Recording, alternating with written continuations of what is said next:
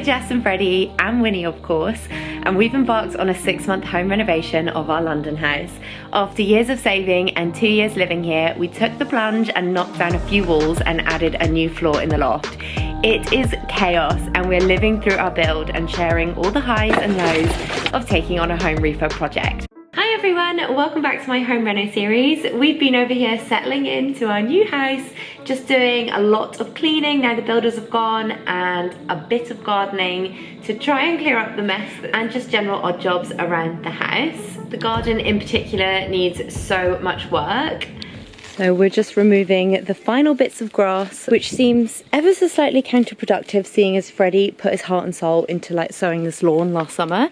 However, we're getting new turf, so we've got to remove all the end bits of this lawn, and then we're gonna turn the soil and then lay new turf here, because obviously there's nothing left from after the build. Freddie is currently working on sawing that last bit of floorboard for that cupboard upstairs. It's looking so good. I love that we've used the additional flooring in it. Winnie, you can't be there, lovely. No, you can't be there. Come on. Just come in here, come on. We are off to check out. Well, Freddie has invited me to come and critique. Critique? This is come a compliment. His cupboard. The floor laid in the cupboard. Oh, yeah?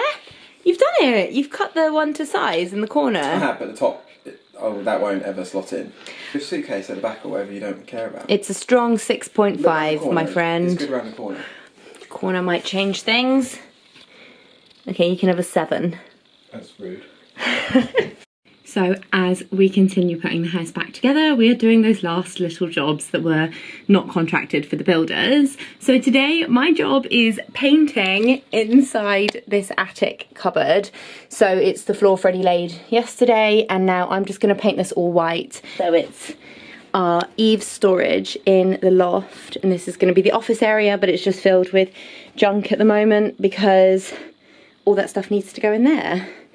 So I got to get painting, and it's like 30 degrees today. It's so hot. I want to be sunbathing, but this is a job that needs to be finished.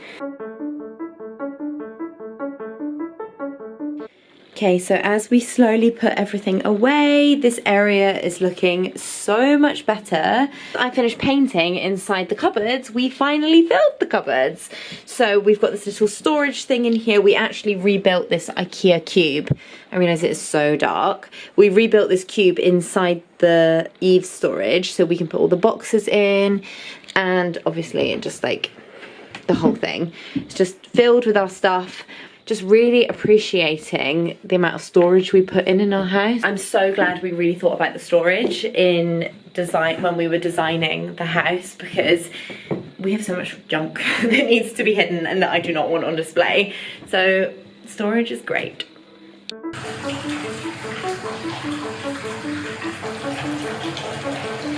It is finally happening. I'm having my first bath. Here she is. Oh my god, I have waited forever and a day for this moment. I love a bath so much. This is like one of the most special moments of our whole build for me. Not entirely finished, just like everything else, but she's perfect. Now that the builders have gone, Winnie is like a different dog. She is so calm these days. We always thought that Winnie was fine during the build because she loves the builders, she never really minded the noise, she'd always play with the builders, but now I kind of realised she was like low-key stressed, and I only realise it now because I see her and she is like this all day. And we're happy that you've got your house back, Poppet, yeah? We are cooking for the first time properly in our kitchen. Freddie is cooking. He's making a jerk marinade for the barbecue pork tomorrow, and he's using our induction hob. Look at that sizzle. Get yourself a sister that comes to visit and cleans your house for you. Thank you so much. You're welcome. Like, not even joking, Freddie and I just went to the dump to take loads of cardboard. We've come home and Alice has cleaned the house. Look at the kitchen, it's so tidy. Having a barbecue tonight and we're doing plantains, we're doing tostones, which is just delicious. It's green plantains fried with some barbecue pork and some beans. So picked up some food, and also whilst we were away, my builder hung the shelf. Oh, it's perfect. Look at that, it's floating. I'll link it below. It's from Worktop Express, and I actually got two 1.2 meters. So there you go, there's the join, because the space measures 2.4. Love it. Just, it's all coming together. This week I thought I would share some details on what costs came as a shock to us during our build. Now we've finished and we can look back, there are a few things that we were shocked at the price of, and that's not just like bad pricing, but also surprised at good pricing. So I'm gonna start with the main one, and for us, the first thing that came as a huge shock to us was builders' fees and the cost of actually doing the refurb. Now, when we were saving and budgeting for this, we'd always thought it was going to cost about 100 to 120,000 for our build, 3 stories. And this was because we'd spoken to family and friends and neighbours who had done similar style projects in the past in London. The rates that came in were between 130 and 180,000, and that is not including any of the client supply, so doors, kitchen, bathroom, carpet, flooring, etc., which we've budgeted 30 for. So we had to then factor that in on top of the building rates, which just include building the property and supplying the building materials for it. This was a huge shock, and it delayed our build as we obviously had to save a bit more and find a bit more money to start it. Reason for these prices going up, couple of things here. So first of all, builders are in such high demand right now because everyone wants to redo their house, having lived in their homes full-time during lockdown. So builders can pretty much name their price. They're also playing catch up because months went by of halting building projects and they weren't getting in any new work. COVID just delayed stuff, not only halting building projects, but also delays in shipping. That means that products start costing more because there's less available at that time of buying. That was the first shock for us. A much bigger cost for actually building the house than we thought it was originally going to be. Maybe that's partial naivety and just also market changing. Next up, the cost of steels, additional steels at that. So our structural engineer had initially quoted for X amount of steels, I think it was maybe 4, 5, and we had to buy a whole new steel, which was £2,000.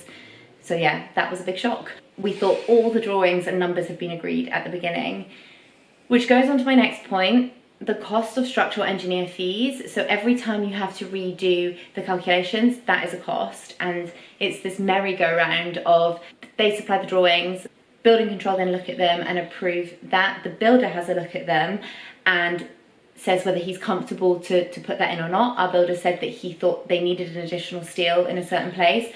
We went back to the drawing board, they redid the drawings with the additional steel, and that came at a new bill for us. So the structural engineer fees were a lot more than we thought they'd be. I think it was probably about £1,500 more. Other costs that came at a shock to us, which has actually come full circle, but originally when we were replacing the Thames water pipe, lead pipe for our drinking water, which has been an ongoing saga since the beginning of the build, and they said to us that it was going to be between £500 and £3,500 for us to replace that lead pipe.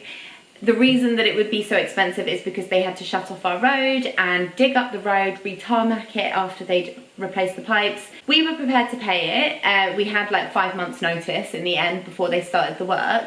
And then the biggest shock of all was when we came around to pay it, they said to us that actually, because it's classed as essential repairs and works, because no one should have lead pipe supplying their water, it was free.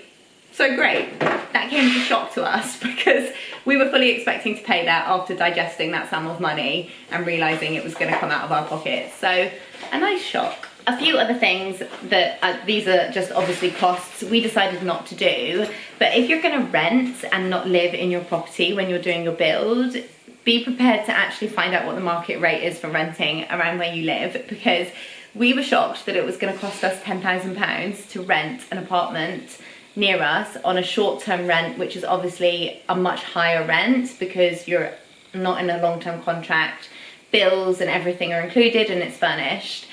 That was not an option for us in the end, obviously, because I would rather put that money in our house. So we lived through the build, which actually, even though it was difficult, I would say it was the best thing ever. We were here every single day to answer questions and like say where certain things had to go for our builders. So the communication levels between us and our builders were excellent because we were on site all the time. Another shock for us was the initial quote of our kitchen. Considering we had gone with a more low-cost cabinet for our white cabinets with Wren, our kitchen came to £16,000 at the start, and that just wasn't in our budget at all. But everything can be negotiated.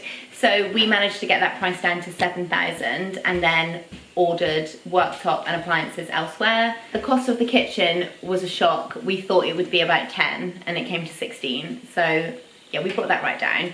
And then on the flip side, the cost of appliances was probably a little bit less than we'd anticipated.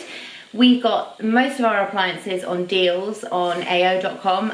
AO regularly change their prices and put stuff on sales, so it's good to keep checking, which is what I did. So we actually spent a bit less than expected on our appliances. Also, popped into Primark yesterday for a bath mat, ended up spending £100 on clothes, including this t-shirt, which I am obsessed with. What a great slogan to live your life by. But actually, what I wanted to show you was the homeware stuff. They have expanded their homeware range so much, and I just got a few goodies. These are the glass storage containers with bamboo lids, bamboo and natural bristle washing up brush, and then I got these cute dipping bowls. These were like £3. Everything is just obviously such good value there. And then I got a carpet brusher for the carpet brusher for the stairs, and a couple of cute ceramic bowls. So these were £3.50 each. Love them. Well, that's it for me for another week, and me, Freddie and Winnie will be back next week with another home reno video. In the meantime, we're just gonna be chilling in our house now that it's finished. Bye.